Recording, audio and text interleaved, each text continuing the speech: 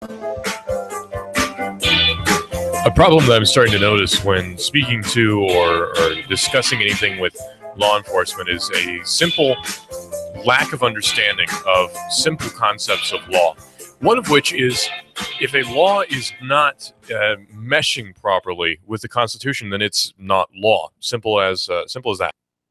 In fact, from conception, it's not law. So any law that you may think is, well, law isn't if it does not match up with the Constitution. It's not law even at conception. It's invalid. It doesn't exist as proper law. And you could argue that before a Supreme Court and possibly even win, which is an odd concept. Now, some very prominent people actually are arguing for the usage of drones in the Hamilton, this Hamilton County, and in other counties too, which is of course illegal. The usage of drones without a proper search warrant by law enforcement would be extremely illegal. In fact, it would be trespassing, even depending on who you might ask, and depending on the altitude as well. Now, the funny thing is, the Supreme Court, for some odd reason, says that your property ends at around 63 feet or some odd, which is kind of weird, because then what if you've built a skyscraper that goes up beyond 63 feet? Then is that not part of your property, or how does that work? Well, the Supreme Court is known to be wrong about several things anyway. But the funny thing is, even the top law enforcement officials in our area will argue for the suspension of your rights as long as it means that you might be a little bit safer. And that's not how things are supposed to work. Unfortunately, well, it doesn't work. That's the thing. It's not how things are supposed to work because it doesn't work. It doesn't function properly. It's a failed concept. Surveillance is a failed concept when applied to the people. It just doesn't work.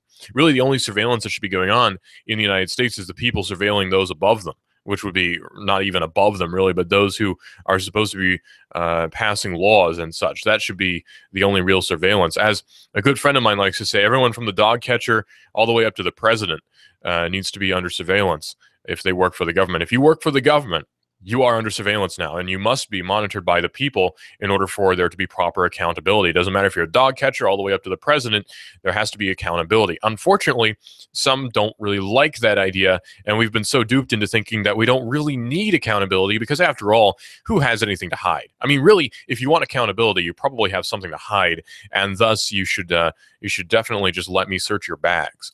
It's like another friend of mine says, if you are so much against the idea of privacy, it's you say, "Oh, I have nothing to hide." Oh, you have nothing to hide. What's your bank account information? What's your credit card number? What's the password to your email? Oh, so you do have something to hide then. You see, it's not that you don't have anything to hide, it's that you don't know what you have to hide, perhaps. Now, I don't mean you specifically, because you're a smart guy, right? I mean, you're listening to Hot News Talk Radio. Obviously, we only accept the highest caliber of listener here on here on Hot News Talk Radio. Of course, anyone can listen. Radio is almost a utility. Radio is something which is available for anyone and everyone, and that's good. That's great. And freedom and liberty should be that way too. It's available for anyone and everyone, but it has to be flexed occasionally. Now, unfortunately, the feds are wanting to use drones for surveillance. In fact, The Guardian had a very nice expose that was published, get this, 2 years ago, back in 2013, that still is very much very current. So the FBI, back in 2013, admitted to using surveillance drones over U.S. soil, which puts us on par with a militant over in Afghanistan. Right, that puts us on par with those people, that group of people. That puts us on par in the mind of the FBI, the collective consciousness of the FBI. The FBI has admitted, according to The Guardian, that it sometimes uses aerial surveillance. It's a hard one.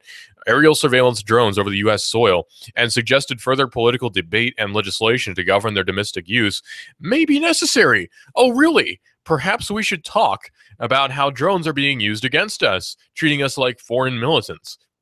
That might be necessary. Speaking in a hearing mainly about telephone data collection, the Bureau's director, and remember, this is back in 2013, Robert Mueller, said that it used drones to aid in investigations in a very, very minimal way, very seldom. And we know these drones have been used as well locally.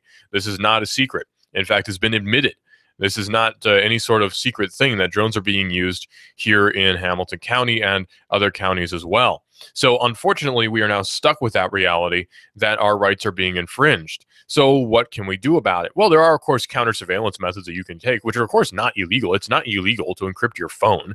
It's not illegal to hide your tracks when you're moving about. I mean, that's not illegal at all. Any more so than putting up a hood on your hoodie is illegal. It's not a crime. Wearing a mask is not a crime on Halloween or any other time of day. You can walk around wearing a Halloween mask 24/7, and it's not against the law. You can do that. And you can just as easily obfuscate your true identity when you're driving or when you're on your phone or when you're using the internet. That's a right that you have. You have a right to privacy. It's a very simple concept. You have a right to privacy, and law enforcement attempts to work around that, not with it, right? They attempt to work around your right to privacy and not work with it. And there's no respect being given there between law enforcement and you, the individual. There's no respect that's interchanging there, because how could there be? If there was respect for your privacy, then they wouldn't be flying drones around trying to spy on us, right? They wouldn't be trying to wiretap our phones like they were back in the 70s and the 60s and the 80s and the 90s and the 2000s and all the way up to now. If that were the case, that law enforcement respected your privacy, then we wouldn't have half of these operations. Yeah, sure, maybe they don't physically move into your house to search your things illegally, although that certainly has happened. It's another form of surveillance. It's much less obvious, and the public has the idea of out of sight, out of mind. See, if I don't see it, then it doesn't really matter. If I don't see it and I'm not obviously affected by it, then I really don't care about it. That's the mindset that so many people have. So the potential, according to The Guardian, for growing drone use in either the U.S. or involving U.S. citizens abroad is an increasingly charged issue in Congress, or was in 2013, and the FBI acknowledged there may be a need to legal restrictions placed on their use to protect privacy, saying it is still in nascent stages, but is worthy of the debate and legislation down the road, said Robert Mueller. Again, he was the director of the FBI at the time, in response to questions from Hawaii Senator Mazie Hirono. Hirono says, I think this is a burgeoning concern for many of us. Dianne Feinstein, who's also on the chair of the Senate Intelligence Committee, said that the issue of drones worried her far more than telephone and internet surveillance, which she believes are subject to sufficient legal oversight. The thing is, though, she determines what is sufficient legal oversight. It's kind of like the common good. What is the common good anyway? That's the question that needs to be asked. Or we can suspend your rights so long as it's for the public interest. What determines public interest? Who determines public interest? Is there a committee which will determine public interest or public good? No, there's no committee that determines that. And many people have many different ideas of public good. My idea of public good is getting rid of government. That's my idea of public good in a nonviolent manner, of course, in nonviolent protests and such. But that's my idea of public good, because the government is against the public good. Thus, anarchy is for the public good, in my view. And of course, that's a very, very unpopular view on things. So the good of society is something which is very much up for debate. So then who should determine what is good for society? I mean, think about it this way. There are two, or many, more than two, different ruling classes of thought on what should be done in society. Look at even the difference between so-called liberals and so-called conservatives, right? Where some will say that healthcare should be left up to the state, and some will say that healthcare must be privatized. Those are two ideas of public good, or the good of society. Those are two ideas for the good of society. So then, which is the right one? Well, that's up to you, isn't it? It's kind of subjective, which is the right one. So then the good of society is just a term that gets thrown around that doesn't really mean much of anything to anyone who thinks differently, right? I mean, the good of society could be blowing up a building in the view of someone. The good of society could be placing everyone under the rule of some despot. That could be the good of society. I mean, the fascists in Italy believed that they were acting in the good of society. Some of the Nazis in the NSDAP party believed that they were acting for the good of society. So what is the good of society? There is no common definition for the good of society, and that's just a simple fact of the matter. That's just how it is. So no matter what you say that is the good of society, it doesn't really matter, because my view is going to be different, or someone else's view is going to be different. So there is no common greater good for society that can be definitively pointed at.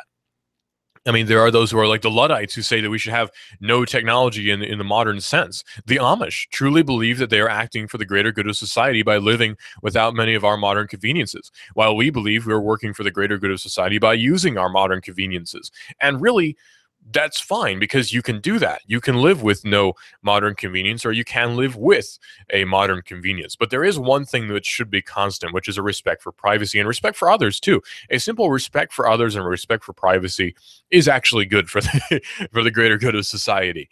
But again, that's my view, you see. It's all dependent on someone else agreeing with that. So the greater good of society doesn't really mean much of anything. And you say that the law can be trumped for the greater good of society. Okay, so which ones? Who determines that? Is there a committee for that? Who determines which laws can be trumped for the good of society? There's no real definitive answer for that. Thus, it's a scapegoat term. It's just a scape term that we'll throw around to use to justify our atrocities, which sounds kind of familiar, actually. If you look back at oppressive regimes, it's always for the excuse of it's for the greater good of society.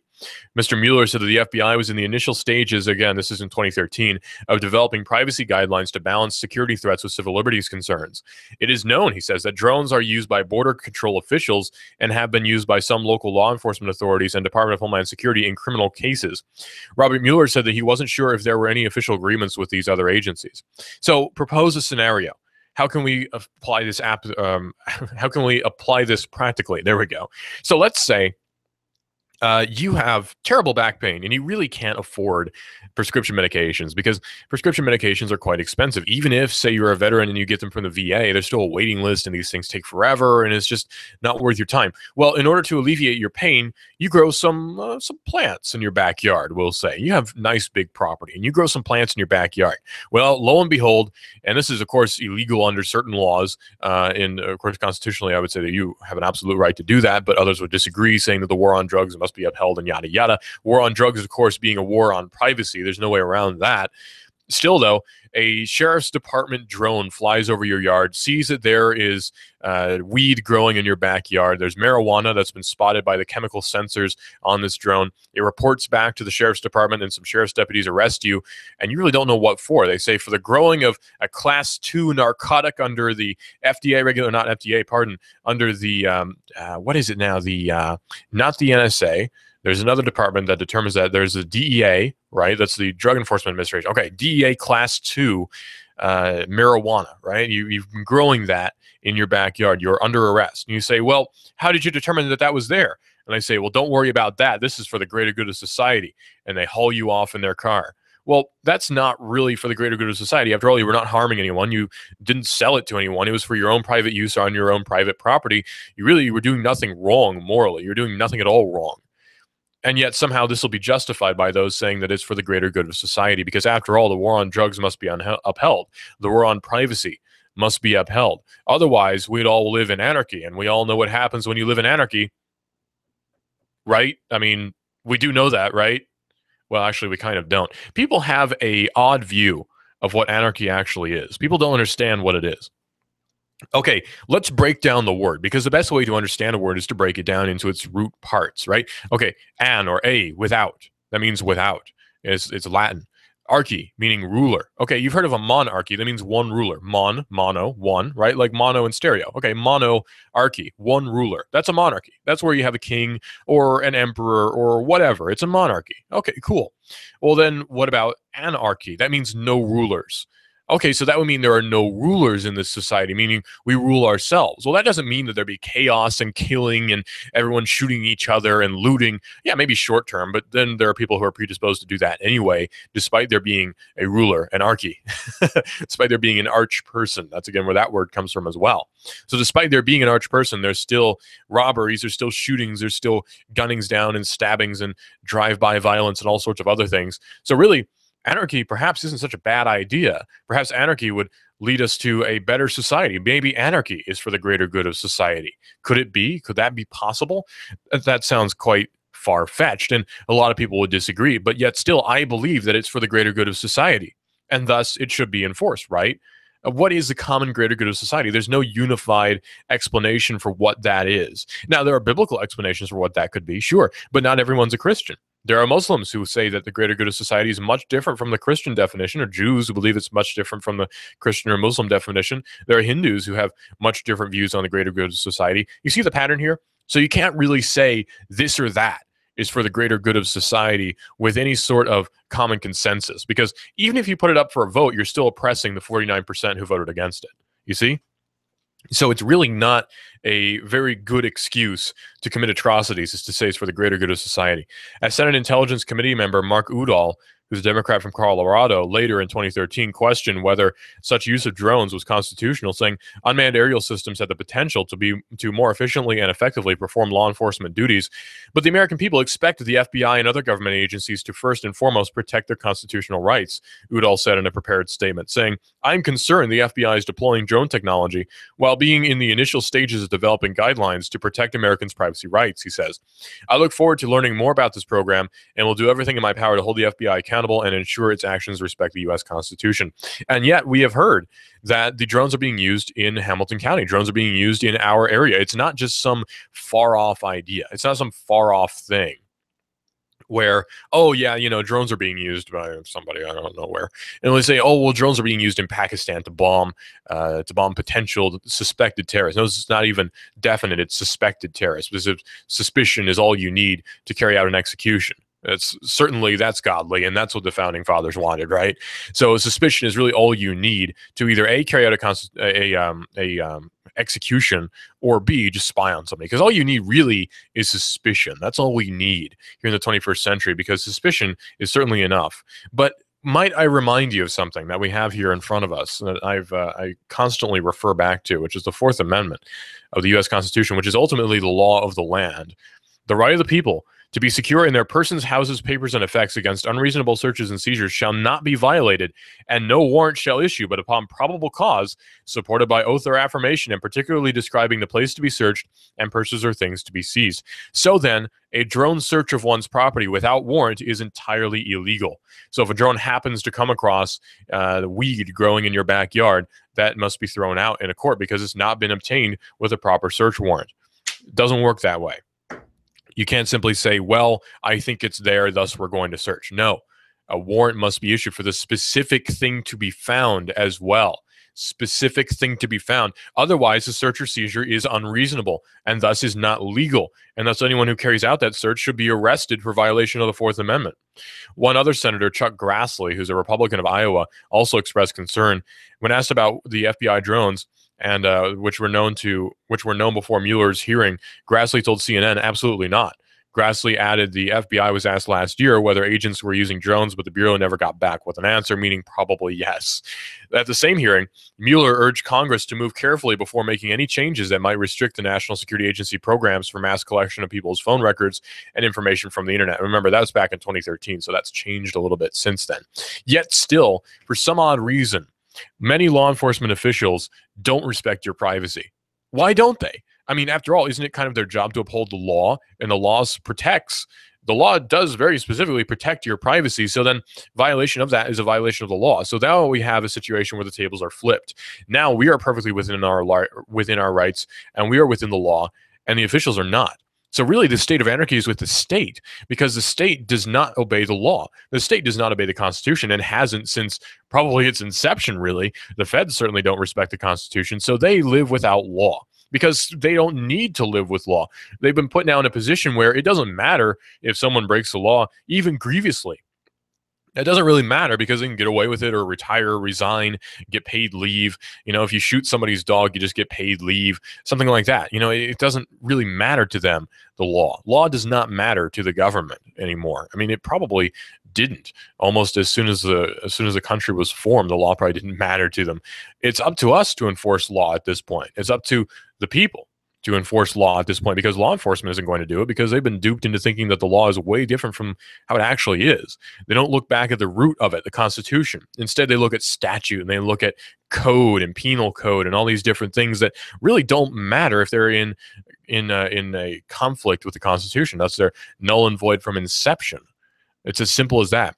The digital world is a wonderful world, but there are a lot of abuses that can be made as well. And that occurs in any society. And we are on the verge, of course, on financial collapse and societal collapse when it comes to governmental systems, but we have protections. Don't think that this is some sort of dystopian world we live in, although in some ways maybe it is.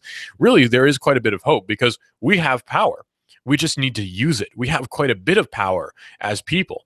We just need to use that power to protect ourselves. After all, we have a right to bear arms. We have a right to privacy. We have a right against unreasonable searches and seizures. We have protections against that. We just need to enforce those protections because law enforcement isn't going to do it for us. It's as simple as that. Law enforcement is not going to act in our best interest when it comes down to the Constitution, unless you find a very rare case where a law enforcement officer actually cares about the Constitution, is going to uphold that. Very rare would be that occasion. And so that being the case, it's up to us to uphold the Constitution and to make sure that our rights are not being abused and that we're not being trod upon. So don't fly on me with your drones. Don't fly over me because your drones are, well, in violation of my right to privacy. In that case, you are violating my rights and you're abusing me and you're suppressing me. And that's against the law. This is a Digital Drive right here, Hot News Talk Radio, AM 1240 and hotnewstalkradio.com. This is a mob mode. This is the mob mode. What kind of fool do you think I am? You think I know nothing about my... You give us 12 minutes and 40 seconds, we'll give you Chattanooga and the world. News Talk 1240. Hi, this is your computer speaking. I don't feel so well. It's like I've come down with a bug, and I'm getting slower. Affordable Computers. We fix sick computers. Your hometown guys at Affordable Computers will repair your PC in half the time of the big boys at an affordable price. No tricks, no gimmicks, no computer speak technobabble. Just good, quick, and courteous affordable service and repairs. Want to affordably supercharge your PC? Affordable Computers on Highway 58. Affordable Computers hand builds all desktops in-house. If you're looking for a better-than-new refurb laptop, $150 will get you a Dell or another name brand at Affordable Computers. Affordable Computers, Highway 58, between Arby's and Taco Bell. Also Fort O, Battlefield Parkway near Holcomb's. Affordable Computers, we service what we sell. Call 499-1975. That's 499-1975. Wow, this is amazing. I'm feeling great. Supercharged. We've got a table here at Delia's in Saudi Daisy, ready to delight in a plate of authentic Mexican food. Delia's spreads a rich selection, loaded nachos, crazy chicken, homemade tamales, maybe the enchiladas with beef, chicken, pork, quesadillas, every dish beautifully pictured on the menu to help us decide. Join us for lunch or dinner. We're at Delia's in Saudi Daisy on Dayton Pike near the Thrasher Light. Here's dinner. Delia's uses the freshest ingredients, cooked to perfection. Nachos, homemade. Delia's open every day except the Lord's Day. For lunch and dinner, treat yourself to Delia's genuine Mexican food. In Saudi, call 521-7145. That's 521-7145. Do you feel better outside your home or business than in? Indoor air quality is important. Mildew, mold, smoke, water, and rodent damage are prime causes of poor indoor air quality. Ducts, Indoor Air Professionals, better known as Duct Busters, cleans HVAC systems using 127 definable Duct Busters steps. Let Mark Thompson address the indoor air quality at your business to help reduce employee illnesses. Prevent fires by cleaning your dryer vents. Mark and his parents, Dick and Joan Thompson, have been building our local economy and helping local people with HVAC systems 16 years. Ducts, Indoor Air Professionals. Call 876-9907. 876-9907. Ducks. Call now. You give us 12 minutes and 40 seconds, we'll give you Chattanooga and the world. News Talk 1240. You love your hometown. Are you interested in free markets, in local economy? Do you hope that Chattanooga can survive the next meltdown, the next chain of disasters in the national economy? What's the best way to live out the ideals of self-government and self-determination? Join me, David Toulis, weekdays 1 to 3. News Talk 1240. Love your neighbor, buy local. You give us 12 minutes and 40 seconds, we'll give you Chattanooga and the world. News Talk 1240.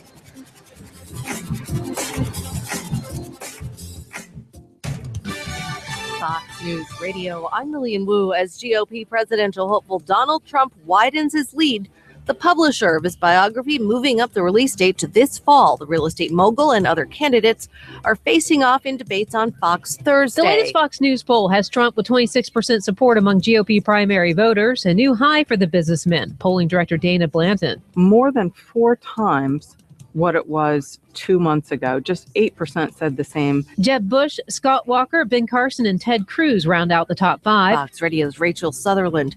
We're learning that 2 special tactics airmen have died from injuries sustained in an accident at the Eglin Air Force Base range during routine military freefall training yesterday.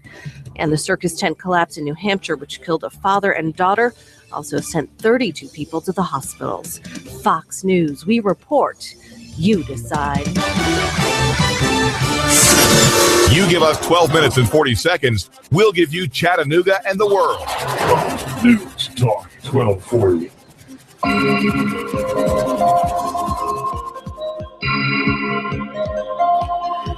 Elections have finally made it into the digital age.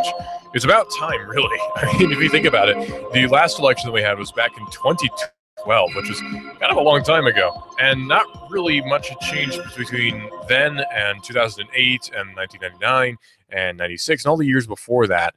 Not really much had changed between those times. Elections have pretty much stayed the same for really forever. They haven't really changed a whole lot, other than maybe you have an electronic box now that you can use to cast your ballot. But even then, those are not very secure. They're easily hacked, as are regular old paper slip ballot boxes. But then again, I don't really care because I don't vote anyway. In fact, I can't. So why do I care? Well, Republic is launching a new platform to send the GOP to the White House, sort of, for them, they hope.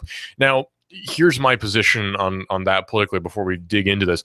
I don't want either party in office. I also don't really care who the president is. It doesn't really matter to me because the president doesn't have a whole lot of power. I don't care if Obama's president, if Bush is president, Bush Jr., if Clinton's president. It really doesn't make a difference to me. It's a distraction. You know, people say that, oh, you know, this or that's a distraction. No, the real distraction is caring about elections half the time. There are much bigger issues going on that can actually be solved with our intervention, and elections are not one of them. Software is eating the world, according to TechCrunch, and it's continuing its monstrous diet in politics. The traditional shoe leather approach of political campaigning has been replaced by rooms of engineers, AWS instances, and data science APIs designed to maximize votes for the lowest cost. Your gut need not apply, according to TechCrunch. Now, I have a little bit of insight on the campaign process. Not a whole lot, but some. You see, back in last year, I did some, I hit the pavement, so to speak, to take a poll for a group that I was involved with, and sort of still I'm just freelance. I don't really do anything officially for them, but it was as Americans for Liberty, and a really interesting group and interesting people there. But for some reason, they thought that elections mattered, and that was sort of a weird thing to me. But they hit the pavement and took a poll of who people were going to be voting for. Do you support such and such? Do you support gun legislation? All that sort of thing. It was because of a new politician who was voting for restrictions on guns in Tennessee at the time. It was Tennesseans for Liberty. And it was very interesting, because I realized just how antiquated this was. Now, we used iPads to keep track of everything, and there was software for it, but it seemed really just outdated. I mean, we're knocking on people's doors, we're driving around, we're walking, and the whole thing seemed just antiquated. And I realized there's not really a better way to do this yet, is there? How do you poll people without hitting the pavement, really, without catching them in their houses? Of course, there's always the internet, and unfortunately, people who vote probably don't use the internet that much anyway, so it's kind of difficult. I mean, most of the people who vote are older. Let's face facts. People who vote are a lot older than I am, because I see no reason for it. It seems to be kind of a sham to me, and a lot of people think that way as well. And then there are others who say that we're part of the problem. But really, does it matter if I do vote or if I vote for a third party? Because either way, one or the other party is going to win. And I don't really care which one it is, to be quite frank with you. But if I vote, I'm not going to vote for a Republican or for a Democrat, because I think they're both very terrible. So I would vote for probably the Libertarian Party, Constitution Party, Pirate Party, just to have fun. You know, one of those parties. I wouldn't vote for Republican or Democrat because I see them as part of the problem. So really, at that point, a third party vote is almost a protest vote. So then why vote at all? Because I don't agree with either party, and I'm not going to be coerced into voting for either party. So I simply won't vote, because why bother? It's all a sham anyway. If you want to call in, the number is 423-800-8949. That's 423-800-8949. Surely there's someone who thinks that I am part of the problem. It's because of me that Obama got into office. After all, a vote for the Libertarians may as well be a vote for the Democrats and yada, yada. Why don't you vote Republican? Because if you voted Republican, then we wouldn't have all these problems. Yeah, because we didn't have any problems under Bush or Bush Sr. or Reagan or any of the other ones. We didn't have any problems with those guys, right? Yeah, no, it doesn't work that way because it doesn't really matter who the heck is in office. It just doesn't matter. The fight for tech supremacy in politics has not even been a fight, with Democrats and particularly the two Obama presidential campaigns trouncing Republicans in product and engineering sophistication. Because again, the Republican Party is a party for old people. The Obama campaign's acumen around analytics became the subject of a popular book on the new science of campaigns, while Romney's 2012 campaign was widely derided for the clumsy rollouts of its Orca app for campaign workers, which really didn't work very well. Now, a new group of Republican engineers, learning from the mistakes of the past few election cycles, hope that they have developed the platform needed for the GOP to compete with Democrats and retake the White House in 2016, however unlikely that may be. Republic Computer Science is launching Republic VX, which is a new campaign management platform for Republican candidates. The product is designed to assist managers with all the key areas of modern campaigning, including volunteer management, staff organization, and voter turnout. The team was founded by Azarias Rita, a PhD holder in computer science who also dual hats as a CTO of the Republican National Committee. He joined the RNC in late 2013 to lead the RNC's data team, and he also devised the party's startup incubator known as Parabellum Labs. Now, you'd think someone as smart as that would know that the two-party system is a sham, but unfortunately he doesn't seem to understand that, or just doesn't care because you're making a ton of money. Rada described the dual nature of software required for political campaigns. On one hand, he says, you need to have what he calls an identity layer to identify volunteers and provide them with goals to make a campaign successful. So kind of like, it's kind of like a video game almost. You complete different goals and you complete objectives and you get XP points for it and all sorts of different things. The challenge is that this identity information can often be siloed in databases held by National Party headquarters. The RNC has been great about collecting data for a long time, but how do we get that back into the field? Rada explained. Once that identity layer is in place, campaigns need an activity layer to actually organize people for electoral success. In the past two presidential elections, this was the largest gap between the Democratic and Republican parties. Obama's campaigns were not just successful because they had so many volunteers, but also because they were able to transform those volunteers into effective vote-getting machines. The problem, though, is that neither party really understands people. Both parties are so disconnected that they only really appeal to pseudo people, to androids. Those are the only groups that the two parties appeal to. People who have no individuality and no creativity and no real drive. These parties appeal to people who are really not very, well, I don't know if intelligent is the word, because certainly they're quite intelligent. It's just that they're not very individual, perhaps, because you can't be to support one of these two-party candidates. You just can't be. You have to fall into so many very specific ideologies in order to vote for one of these parties that really it takes away all individuality, because you have to sacrifice so many different ideals and so many different policies and so many different things you hold very high in your mind in order to vote for one of the two parties, unless you are very, very specific in agreeing with every single plank of the Republican manifesto or national or party charter or whatever it is they call it. I just call it the Republican manifesto.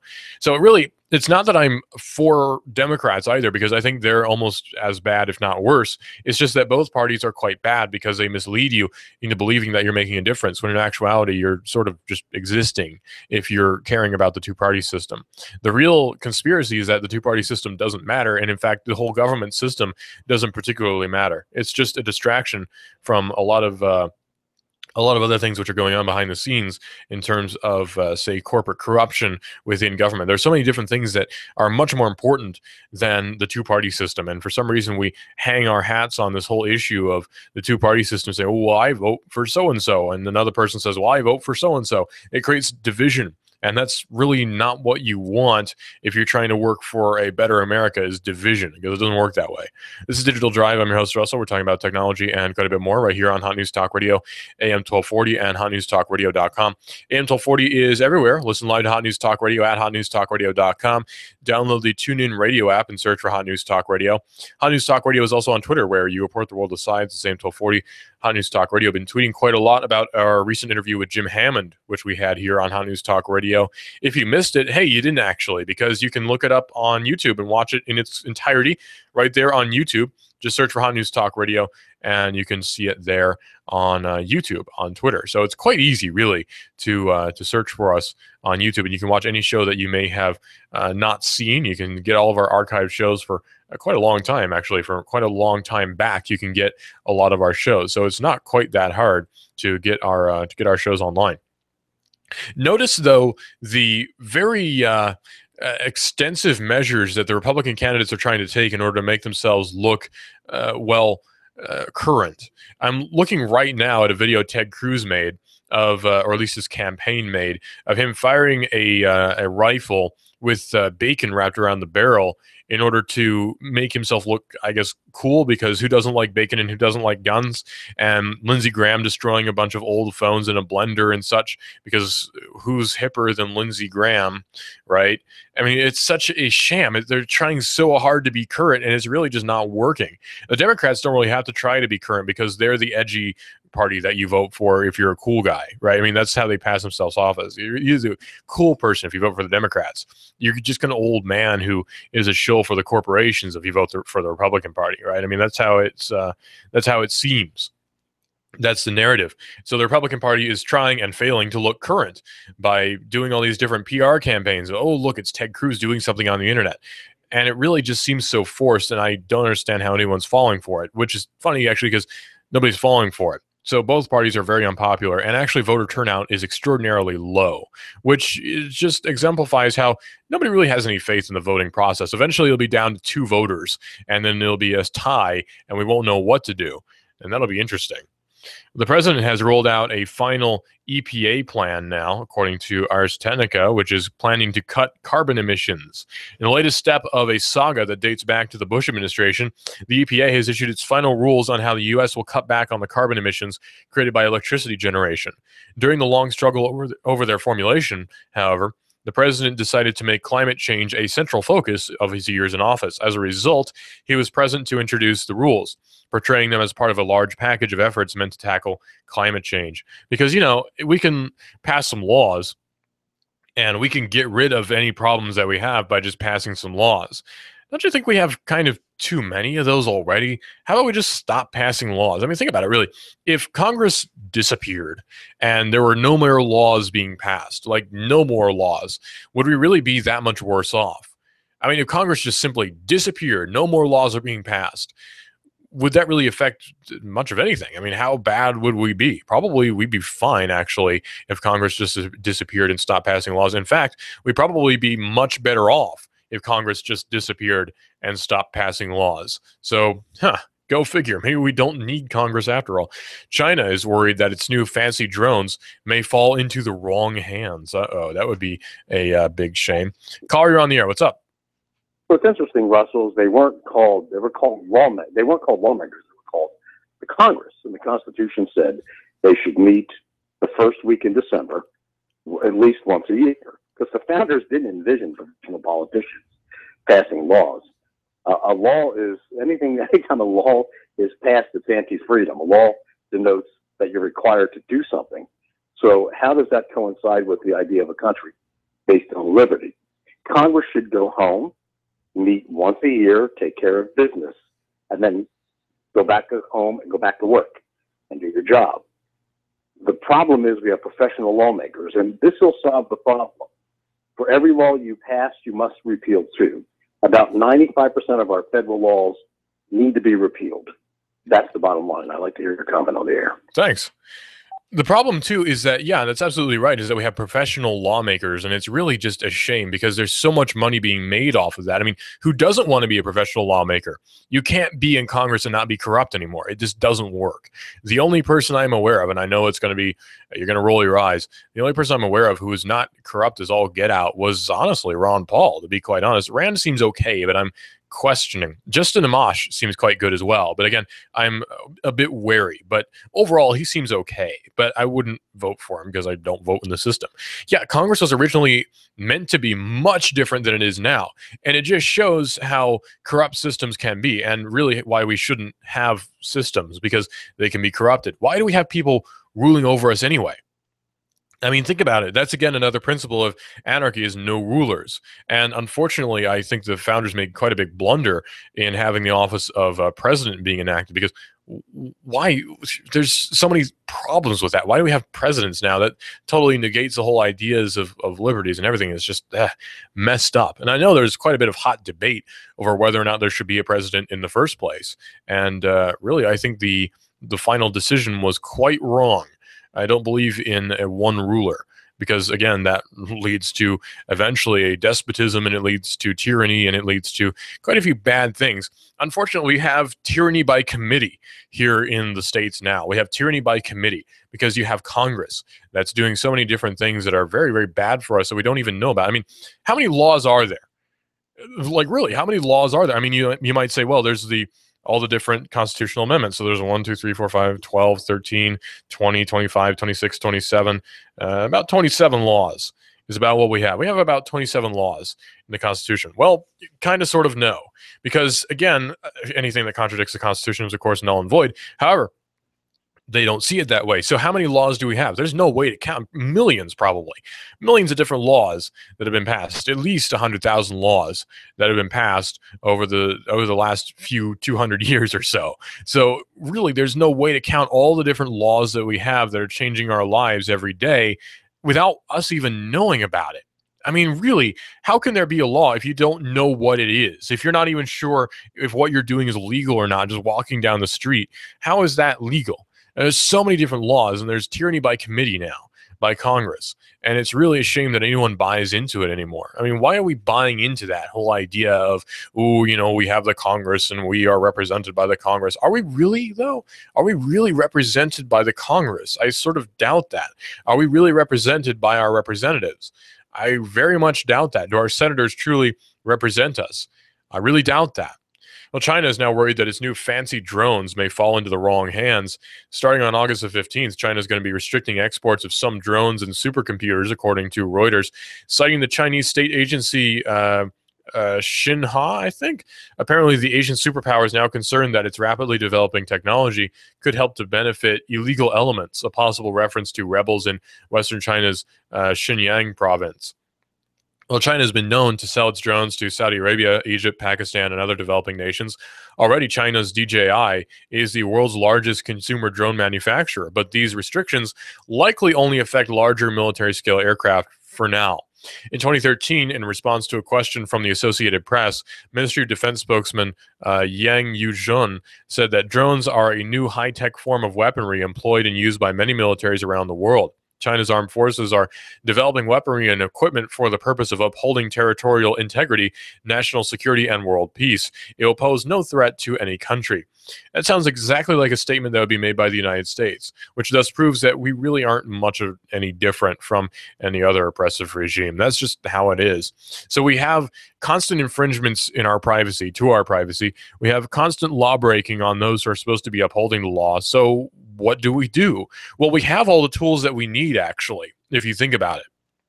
We have the internet, we have cameras, we have constant instant communication. We have all these different tools at our disposal that can be used to hold government accountable. And really, a lot of us aren't using it for those purposes. A lot of us are using these tools in order to watch cat videos and read about celebrity gossip and all these sorts of things. And sure, you can do that, and you're free to do that. But I'd rather do something a little bit different. Government accountability is much more important to me than leisure, I guess, on the internet. Now, yeah, I use the internet for a lot of different fun purposes, but when it comes right down to it, it's a communications tool, and I prefer to use it for communications and for exposing different abuses of government. We have cameras everywhere now, not just on buildings, but also in our pockets. I'm holding up right now my phone, which has a camera on it. An HD camera even. I can shoot in 1080p with this camera, and it looks just as good as some of the professional cameras did back in the 60s. So it's crazy how good our quality is when it comes to our cameras. And yet we don't really use them a whole lot for exposing abuse. Instead, we prefer to use it to show off our drunk friend falling off of the roof. Now, yeah, that's fun and that's cool, but really the usage should be for exposing government and for exposing abuses. We have all the tools we need. We just need to use them. They need to be exposed. And we have all the resources that we need. It's just a matter of implementing them and using them properly, which of course is the downfall of government. That's the downfall of the United States. And that's good, actually. See, economic collapse is swiftly coming, and that's okay, because so many people are worried about it, and I'm really not. So many people are worried about a societal collapse, saying, oh, the government will be dissolved. There will no longer be a United States. I'm not really worried about that, though. I see that as more of a positive thing than anything. The destruction and the lack of existence of the United States actually might not be such a bad thing in the long run, because then that means a chance to rebuild, or again, not rebuild, a governmental system that is much, much better in the long run. That's much, much better. Cycles. That's what the whole system was meant to be. It was meant to be a cycle. And people say, oh, we're in the end times. Well, yeah, and we have been for 2,000 plus years. So get used to that. Things are kind of crappy, but that's just how it be. That's just how it is. And we may as well live with it. Well, the thing that we have now, though, is we have this opportunity to rebuild. My generation has this unique opportunity to rebuild from the ashes of what our forefathers totally screwed up. And so we have that unique opportunity where Congress is no longer what it was. Now they're career politicians, which is totally against any sort of ideals that were used, that the founders had in mind. So it's been totally corrupted. And again, we have an opportunity to fix that, because now we are the generation which can potentially fix that. Now, there's been irreparable damage to our psyche, to our conditioning. We've now been conditioned into thinking that we need all these different systems, when in actuality, we don't. You see, that's the big conspiracy. The big conspiracy is not, was 9/11 an inside job? Was the Gulf of Tonkin incident really happening?